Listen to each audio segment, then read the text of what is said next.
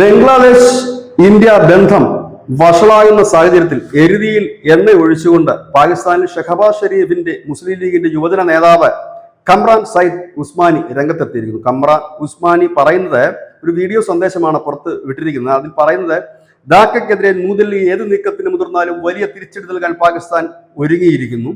അങ്ങനെ ഒരു ഭീഷണി ഉണ്ടായാൽ പാകിസ്ഥാൻ വെറുതെ ഇരിക്കില്ല. ഞങ്ങളുടെ മിസൈലുകൾക്ക് ചെന്നെത്താവുന്ന ദൂരം മാത്രമേ ഉള്ളൂ ഇന്ത്യയുടെ ഓരോ ഇഞ്ചും ഞങ്ങളുടെ മിസൈലുകൾക്ക് പരിചിതമാണ്. അതുകൊണ്ട് തന്നെ കരുതിയിരിക്കണമെന്നാണ് ഇപ്പോൾ ഈ കമ്രാൻ സയ്യിദ് ഉസ്മാനി പറയുന്നത്. ഇതിലല്പം മതത്തിന്റെ മേമ്പൊടി കൂടി ചേർത്തിട്ടുണ്ട്. ഒരു മുസ്ലിം മറ്റൊരു മുസ്ലിമിനെ ആക്രമിക്കുന്നത് കയ്യും കെട്ടി നോക്കിയിരിക്കില്ല, അതിനെ തടയുകയും തിരിച്ചടിക്കുകയും ചെയ്യും. അതുതന്നെയാണ് ഞങ്ങളും ചെയ്യുന്നത്. ബംഗ്ലാദേശ് ഞങ്ങളുടെ സഹോദരങ്ങളാണ്, അവരുമായി അടുത്ത ബന്ധമുണ്ട്.